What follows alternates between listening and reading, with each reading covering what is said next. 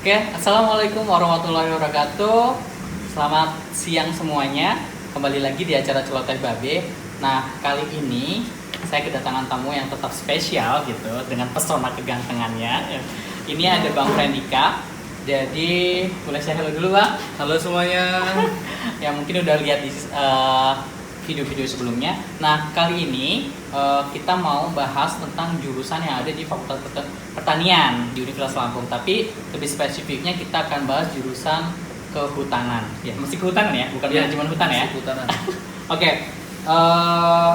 Mungkin Mas Frendika bisa sampaikan dulu background Mas sebagai jurusan kehutanan dulu. Angkatan berapa? Oke, halo semuanya. Saya Frendika Mahendra, mungkin udah berkenalan di video sebelumnya. Saya adalah angkatan 2012 untuk jurusan kehutanan di Fakultas Pertanian Universitas Lampung. Tapi saya ambil konsentrasinya manajemen kehutanan. Kalau beliau angkatan 2012, saya agroteknologi angkatan 2009. Ya, bedanya dikit ya. Nggak jauh-jauh amat kan, masih muda kan. Oke, ngomongin tentang jurusan kehutanan. Ini kan mungkin sebagai anak-anak SMA yang mungkin saat ini sedang memikirkan jurusan apa yang paling tepat untuk jenjang perkuliahan, mungkin salah satunya adalah jurusan kehutanan. Nah, jurusan kehutanan ini istilahnya belajar tentang apa sih Kak gitu, atau dibagi menjadi berapa bagian sih Kak gitu. Jadi teman-teman nih, kehutanan sebenarnya sangat menarik banget. Tapi awalnya sih nggak suka dengan kehutanan. Awalnya ya nggak suka. Awalnya karena saya pikir saya kan beasiswa PMPAB juga ya. Jadi saya pas mendaftar itu pilihan pertama biologi. Ya, pilihan kedua kehutanan.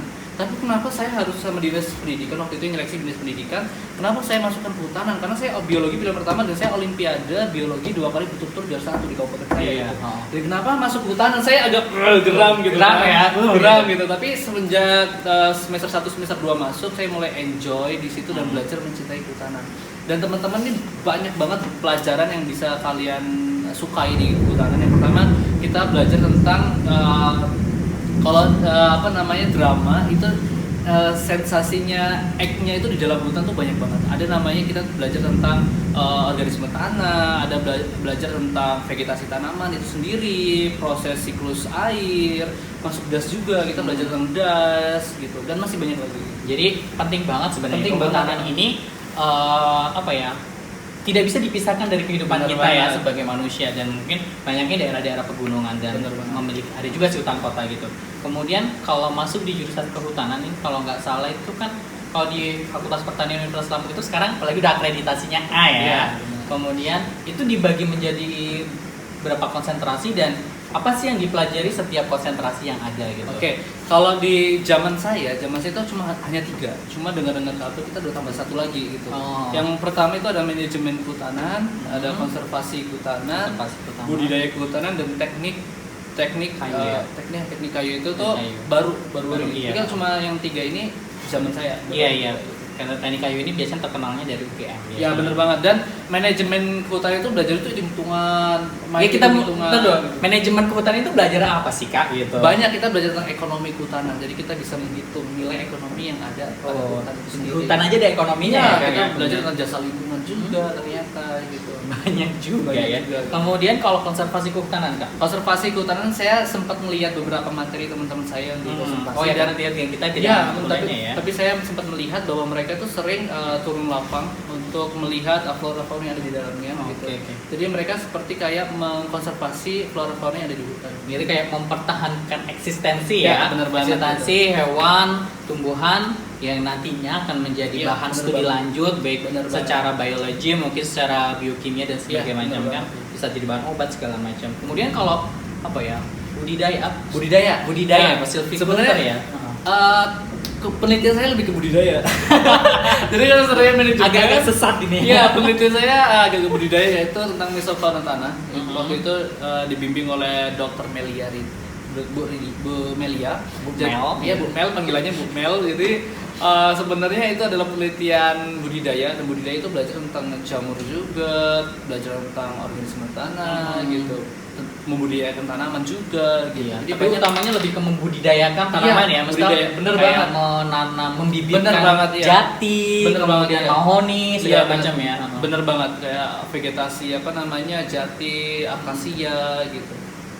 masih banyak banget. Tapi kalau teknologi kayu ini belum terlalu ngehit ya, atau baru ini ya? Baru ada karena zaman saya nggak ada waktu itu. Oke, kalau yang setahu saya teknologi kayu ini karena sempat ada kenalan dari UGM itu ya belajar bagaimana meningkatkan kualitas kayu gitu. Misal ada untuk bahan bangunan, kemudian bahan kayak gitar segala macam, bagaimana meningkatkan kualitasnya, mempertahankan keawetan kayunya gitu.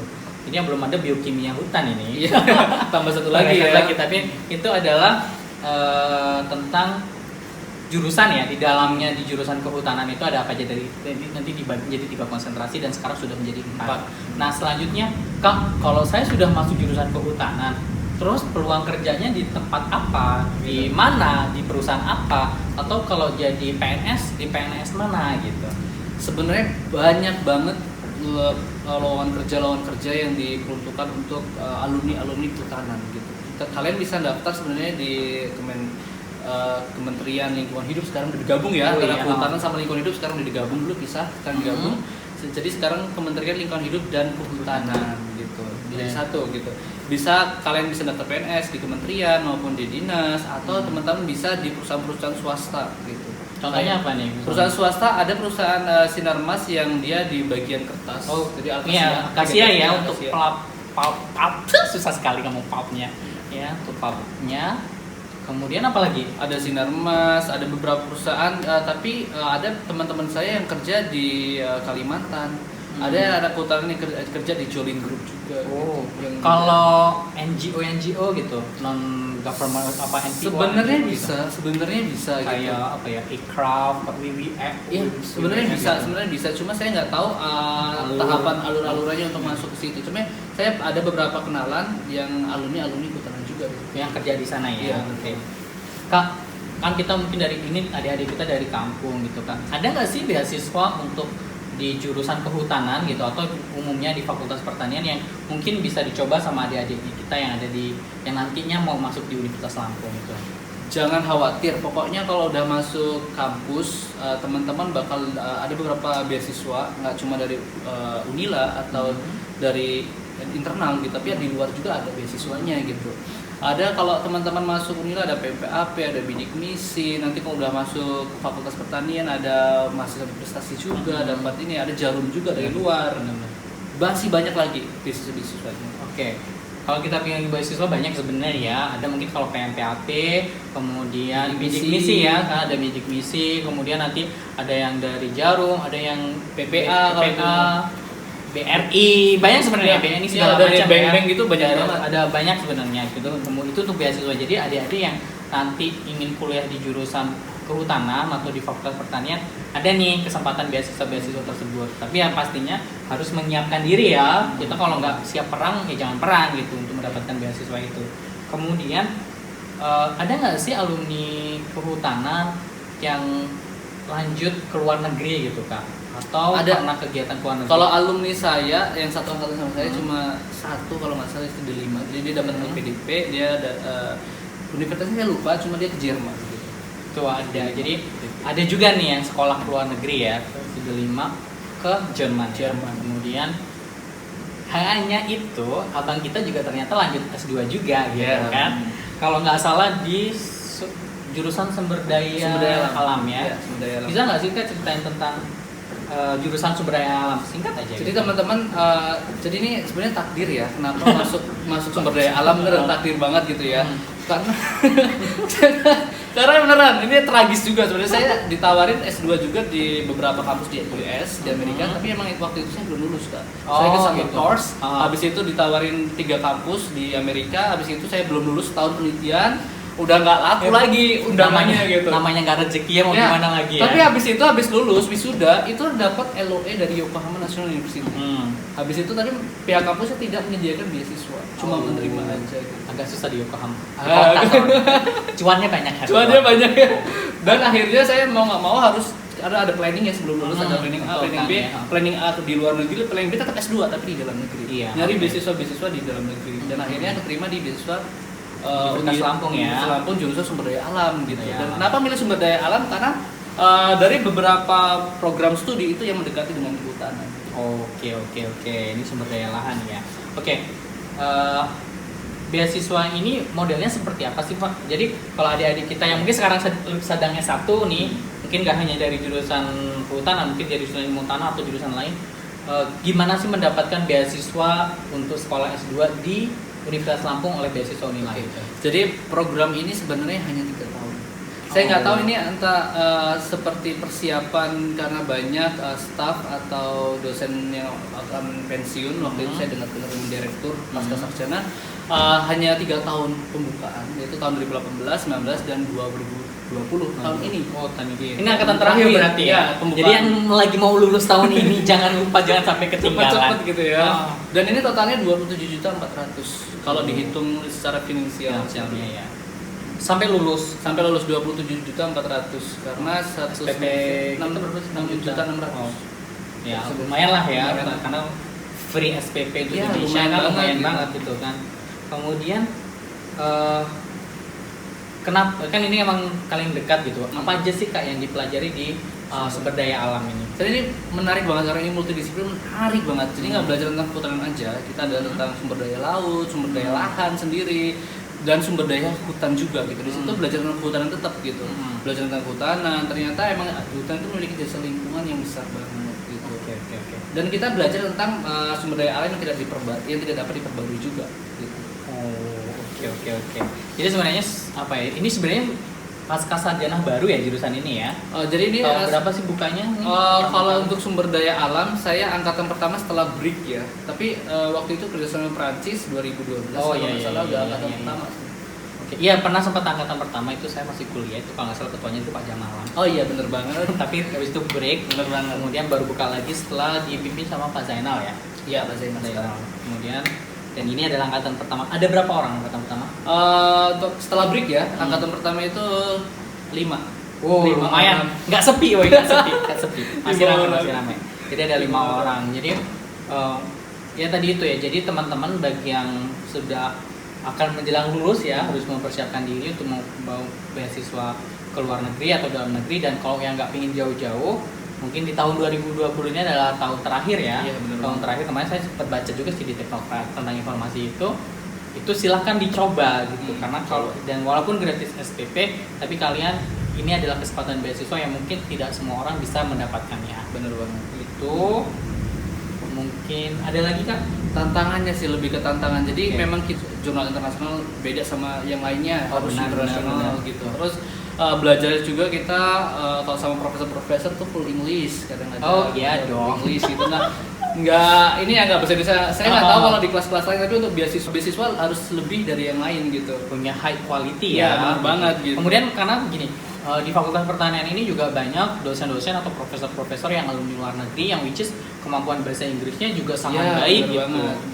Dan kita kuliah juga sama ada beberapa tamu dari luar negeri, dari US, Korea gitu. Sebagai dosen tamu gitu. Iya, dosen tamu banyak ya.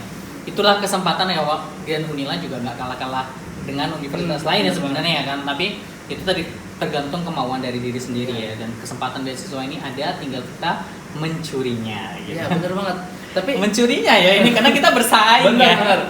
Dan kali aku nambahin satu lagi karena sebenarnya rezeki itu nggak kemana ya. Ketika kita masuk S2 beasiswa, kita ada kelas internasional dalam arti ada tamu undangan dari US, ada Czech Republic dari Europe. Dari situ ada peluang-peluang kita buat lanjut S3 sebenarnya. Tuh kan. Jadi ada banyak ya. Ada potensi-potensi rezeki yang muncul setelah kita continue master gitu kan. Bener. Dan itu tadi harus grab it, harus mencurinya. Kalau enggak kita kalah saing gitu. Bener banget. Karena kuotanya cuma 5 waktu itu. Dan itu tadi ya, siap-siap ya yang mau lulus ya. Ini mungkin jurusan lebih ke mana ya? Sosialnya sosial lingkungan ya. Iya. Sosial lingkungan, kemudian kehutanan, ilmu tanah mungkin kalau mau mencobanya. Mungkin ada lagi ya? Pesannya ya untuk generasi yang baru-baru mau lulus ya ini. Tahun ini yang sudah lulus sih nggak apa-apa ya. Tahun-tahun ini lulus kita apalagi tengah corona.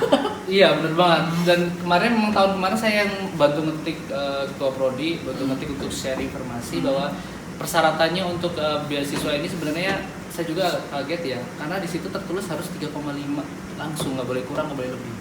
3,5. Kalau Kak Friend dulu berapa? Saya 3,24. Masih selamat ya. Selamat. Tapi jangan salah kali, saya sempat gak terima waktu itu. Jadi dari 23 yang interview, Makanya tadi ya rezeki nggak kemana 23 ya. interview, kuota yang 5 saya urutan ke-6. Oh. Tahu Nano yang kerja di Fakultas Tahu. Pertanian, dia keluar akhirnya saya masuk. Oh. Gitu. Saya nggak tahu kenapa alasan Iya, beliau. yang which is itu keluar. adalah rezeki itu nggak Iya, kan. bener banget gitu, bener banget. Kalau kita udah niat, kemudian kita sudah berjuang, biarkan Tuhan yang bertindak ya. Iya, istilahnya gitu.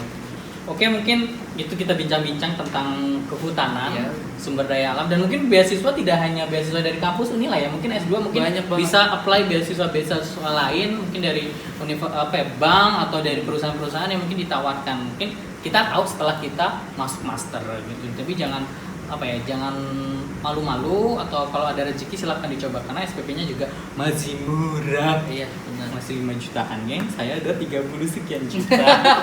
Mungkin itu, terima kasih banyak. Mungkin kalau teman-teman mau ingin tanya-tanya lagi jurusan di Fakultas Pertanian, mungkin saya juga bisa mengundang yang lain, tapi tentunya by request dari teman-teman semua. Mungkin terima kasih Ya, sama-sama. Bang Friend sudah menemani celoteh babe di sore hari ini yang hujan. Dan teman-teman jangan lupa untuk like, share, and subscribe. Thank you. Thank you. Bye-bye.